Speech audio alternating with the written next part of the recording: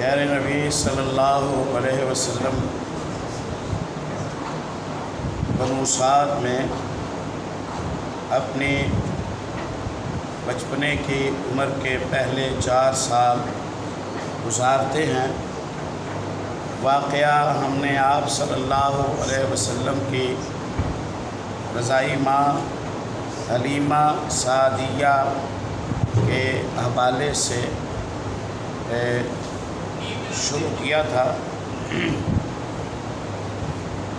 بیان کرتی ہے کہ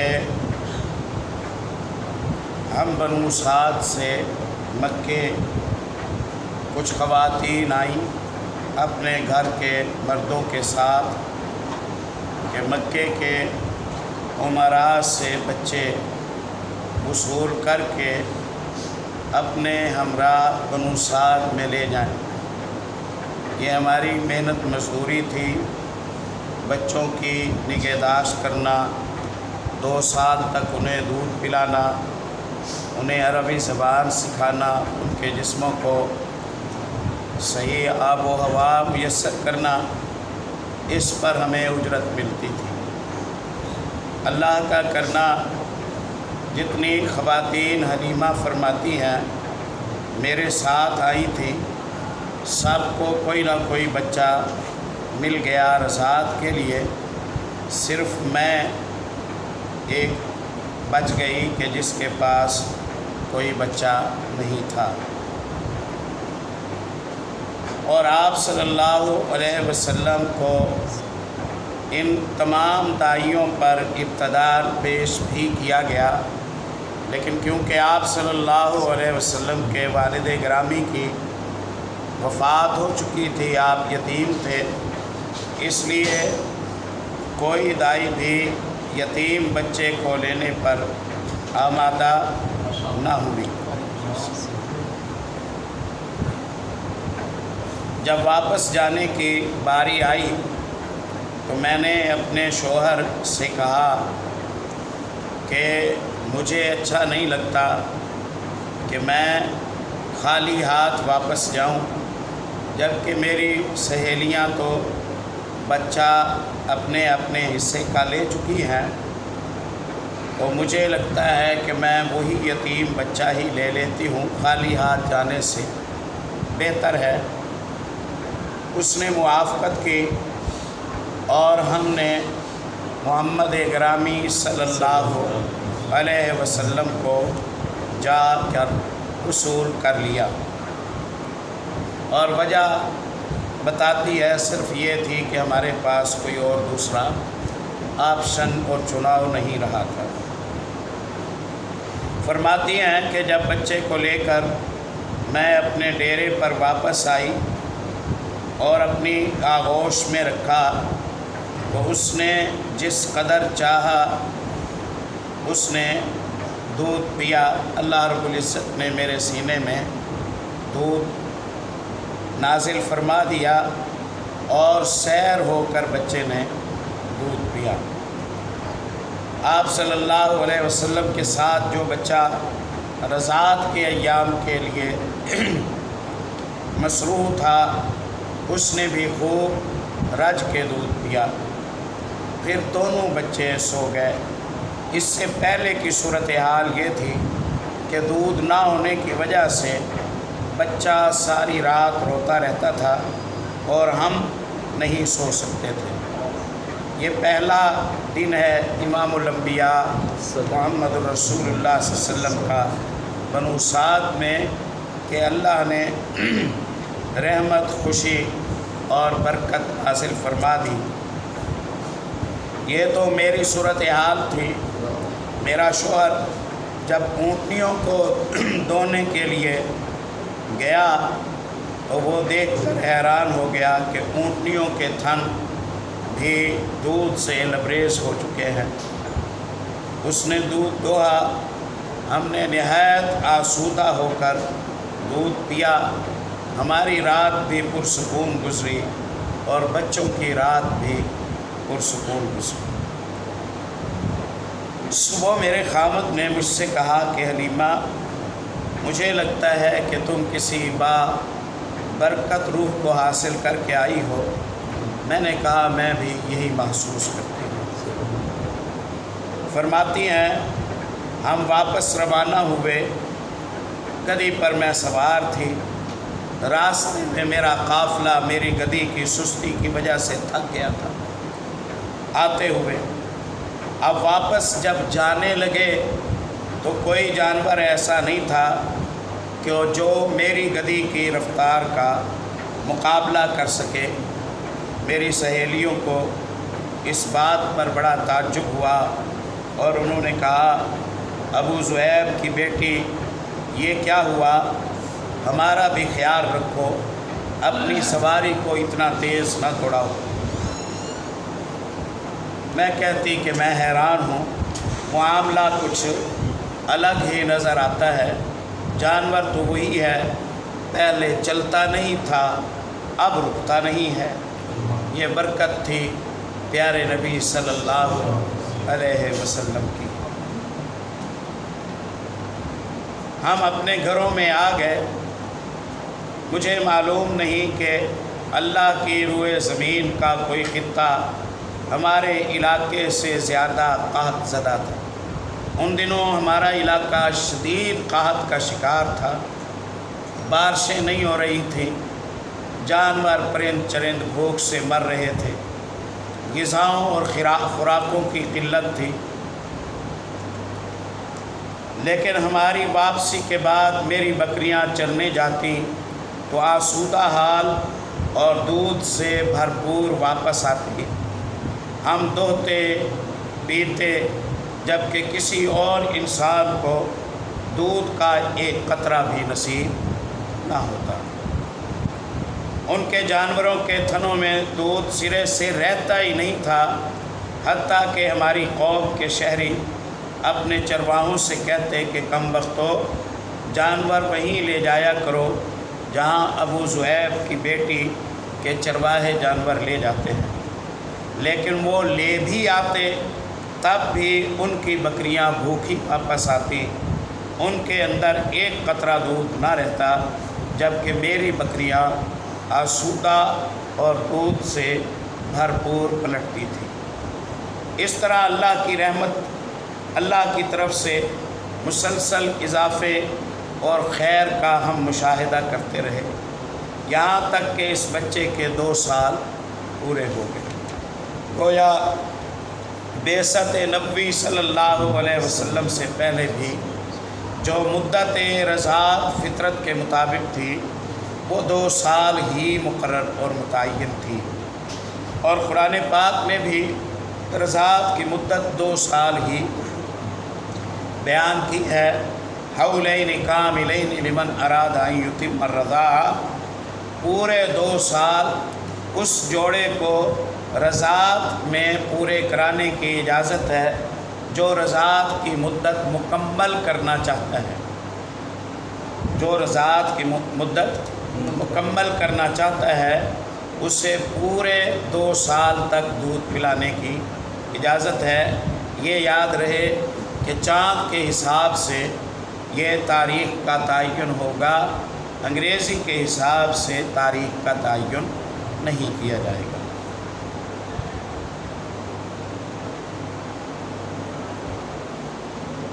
ہاں، اس سے پہلے دودھ چھڑایا جائے یہ جائز ہے، کسی مجبوری سے، کسی وجہ سے، کسی مرض کے پیش نظر، لیکن 2 سال کے بعد دودھ کا پلانا قرآن و سنت کے مطابق نہیں ہے۔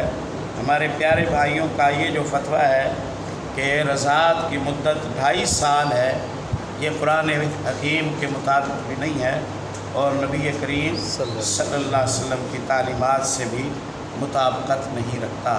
اللہ نے قرآن میں فرمایا حملہ و فصالہ 30 شہرا، بچے کے حمل سے لے کر دودھ چھڑانے تک 30 مہینے گزر گئے۔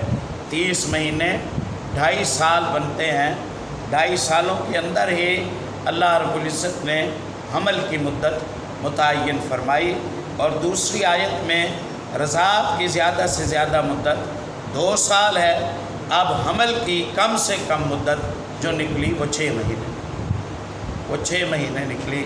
شادی کے 6 ماہ کے بعد اگر خاتون کے یہاں اولاد ہو جائے تو کسی شک کی نگاہ سے نہیں دیکھا جائے گا۔ 6 ماہ کا حمل شرعاً معتبر ہے۔ ان 2 آیتوں کی روشنی میں سیدنا عثمان ابن عفان رضی اللہ تعالیٰ عنہ کے پاس ایک مقدمہ آیا تھا، شادی ہوئی 6 ماہ کے بعد بچے کی پیدائش ہوئی۔ ان 2 آیتوں کو سامنے رکھتے ہوئے عثمان ابن عفان رضی اللہ تعالیٰ عنہ نے اس شبہ کو رفع کر دیا جو بچے کے والد کے حوالے سے لوگوں نے پیش کیا تھا۔ خیر، 2 سال پورے ہو گئے، دودھ چھڑا دیا گیا۔ یہ بچہ دوسرے بچوں کے مقابلے میں اس طرح بڑھ رہا تھا کہ 2 سال پورے ہوتے ہوتے وہ کڑا گٹھیلا ہو چلا، یعنی خوب مضبوط جسم کے ہو گئے پیارے نبی صلی اللہ علیہ وسلم۔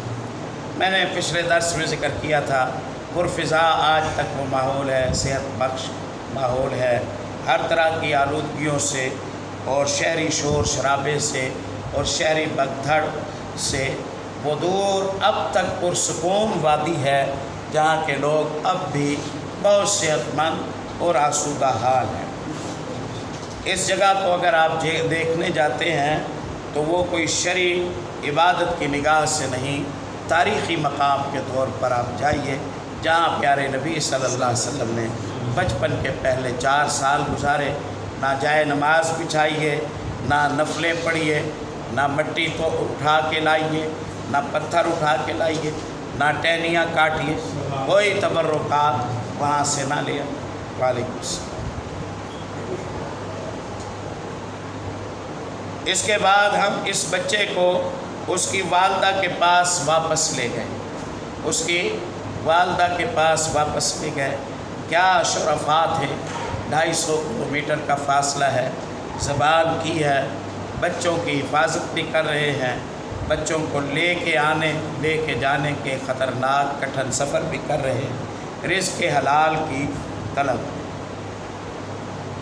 لیکن ہم اس کی جو برکت دیکھتے آئے تھے اس کی وجہ سے ہماری انتہائی خواہش یہی تھی کہ وہ ہمارے پاس مزید رہے۔ چنانچہ ہم نے ان کی ماں سے درخواست کی اور ہم نے منت کی کہ اس بچے کو ہمارے پاس بھیج دیں اور زیادہ مضبوط ہو جائے اور مکے کی وباؤں سے خطرات سے باہر نکل آئے۔ اصل میں ہم اپنی برکات چاہتے تھے، غرض ہمارے مسلسل اصرار پر انہوں نے بچہ ہمیں واپس کر دیا۔ عام بچے 2 سال کے لیے رضائی ماں کے پاس ٹھہرا کرتے تھے اور محمد الرسول اللہ صلی اللہ علیہ وسلم بنو سعد میں 4 سال میں۔ واقعہ شق صدر، یہ ہیڈنگ دی ہے مصنف نے۔ شق چیر دینے کو، کاٹ دینے کو، کھول دینے کو، پھاڑنے کو کہتے ہیں۔ صدر سینہ، ہارٹ کی اوپن سرجری، سینے کو کھول کر دل کو نکال کر اسے دھویا۔ جبریل علیہ السلام نے سونے کا تست لائے، اس میں حکمت کو بھر کے لائے اور زمزم کے پانی کے ذریعے آپ کے سینہ اطہر کو کھولا، اس میں سے دل نکالا۔ دل میں سے ایک لوتھڑا خون کا حصہ تھا، اسے نکال کر الگ کیا اور آپ سے کہا کہ یہ حصہ آپ میں وہ ہے کہ جو انسانی امتحان کے لیے اللہ رب العزت نے ہر انسان میں امتحان کے لیے پیدا کیا ہے، جو نفس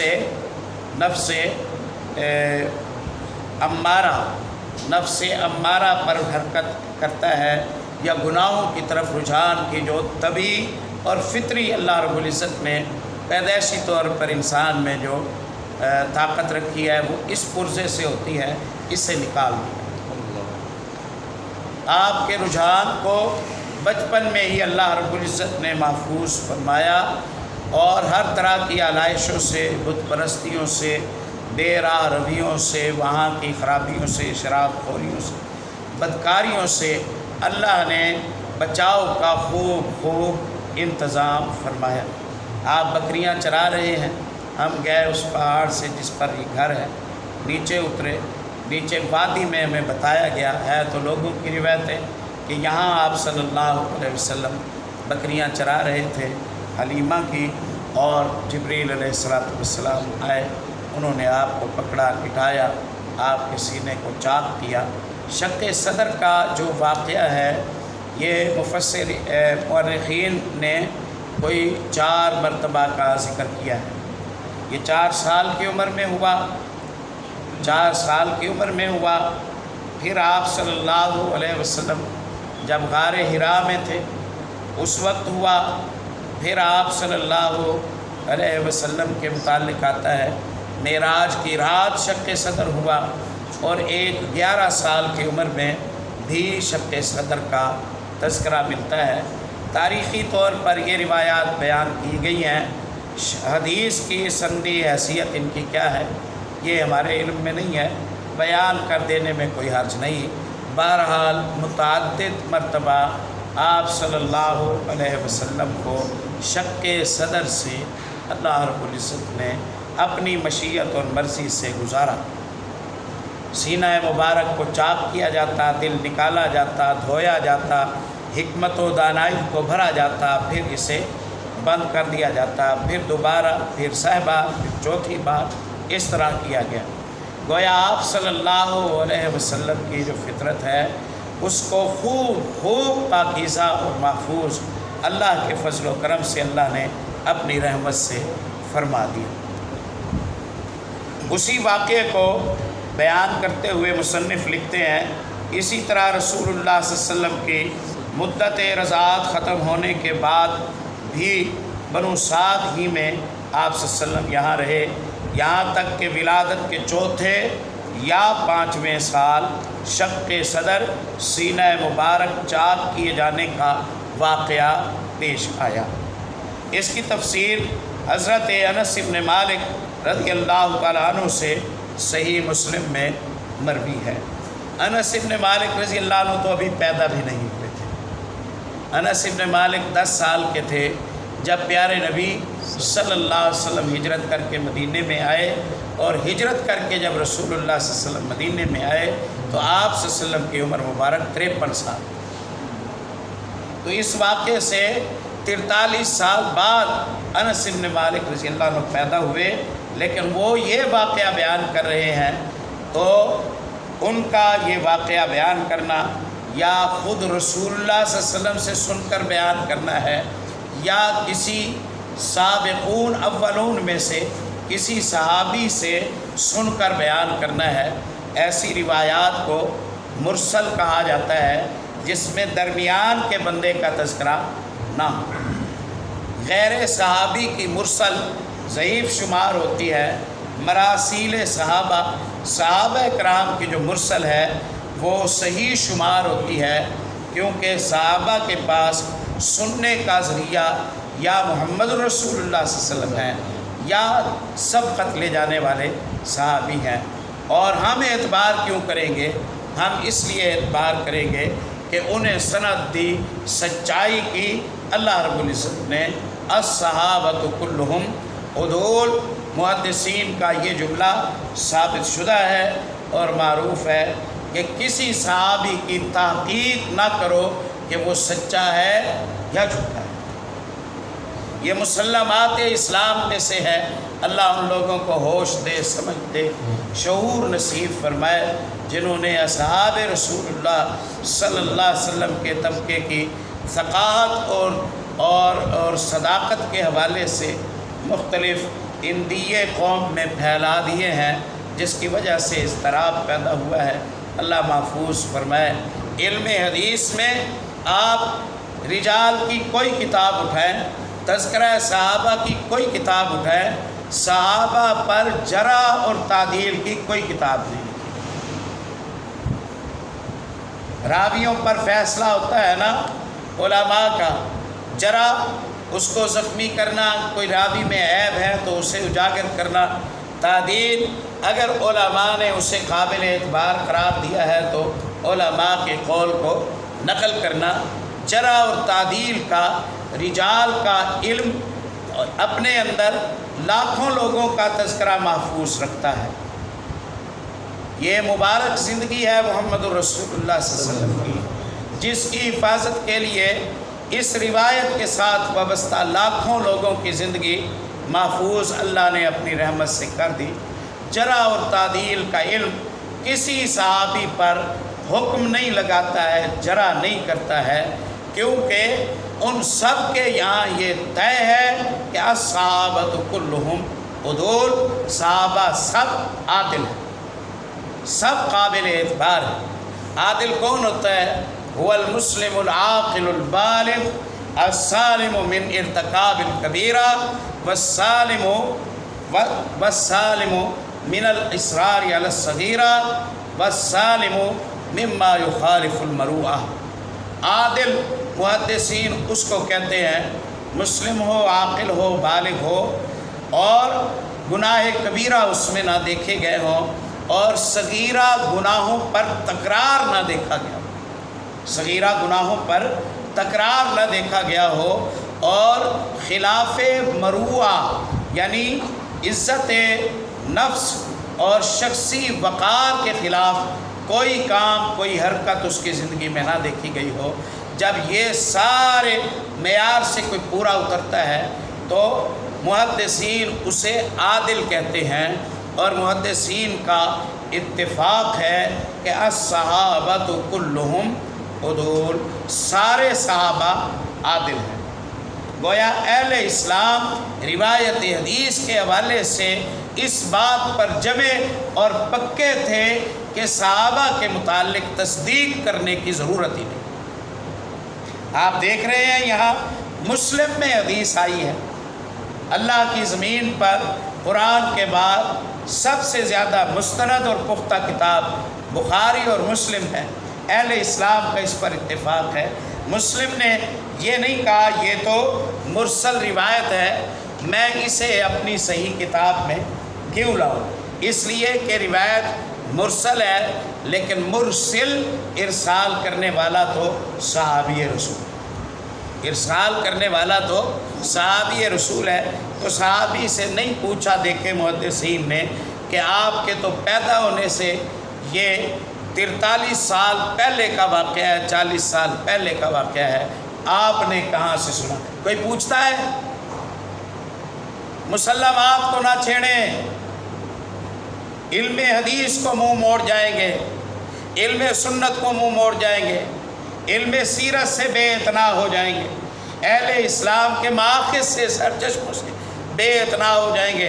ہمارے پاس ذخیرہ علم حدیث کی صورت میں ہے، راوی اصحاب رسول اللہ ہے، صحابی آخری دن مسلمان ہوا ہو، امت مسلمہ اس سے نہیں پوچھتی کہ رسول اللہ کی پیدائش کا قصہ کہاں سے بیان کریں۔ یہ تو مسلمات ہوں، یہ تو طے شدہ حقیقتیں ہیں۔ اہل اسلام میں تو کوئی اختلافی بات نہیں ہے۔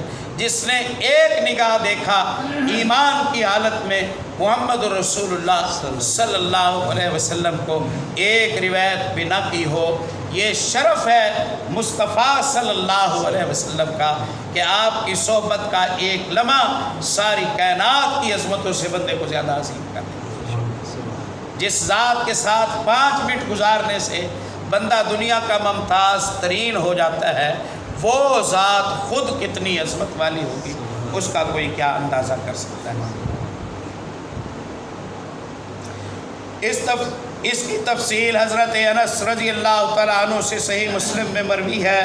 رسول اللہ صلی اللہ علیہ وسلم کے پاس حضرت جبریل علیہ السلام تشریف لائے، آپ بچوں کے ساتھ کھیل رہے ہیں۔ حضرت جبریل نے آپ صلی اللہ علیہ وسلم کو پکڑ کر لٹایا اور سینے کو چاک کر کے دل نکالا، پھر دل سے ایک لوتھڑا نکال کر فرمایا یہ تم سے شیطان کا حصہ ہے۔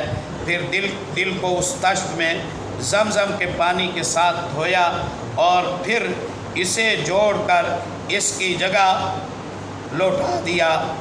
ادھر بچے دوڑ کر آپ کی ماں یعنی دایا کے پاس پہنچے اور کہنے لگے کہ محمد صلی اللہ علیہ وسلم کو قتل کر دیا گیا ہے۔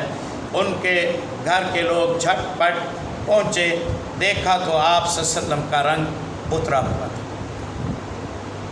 اہل اسلام کو جدید ٹیکنالوجی سے مرعوبیت نہیں ہوتی، انہوں نے علم حدیث جو پڑھا ہے، انہوں نے قرآن میں پڑھا ہے ثم قست قلوبکم من بعد ذلک فہی کالحجارۃ او اشد قسوہ فإن من الحجارۃ، پتھروں میں پتھر ایسے ہیں اللہ کے ڈر کی وجہ سے گر پڑتے ہیں، پھٹ پڑتے ہیں، چشمے نکلتے ہیں۔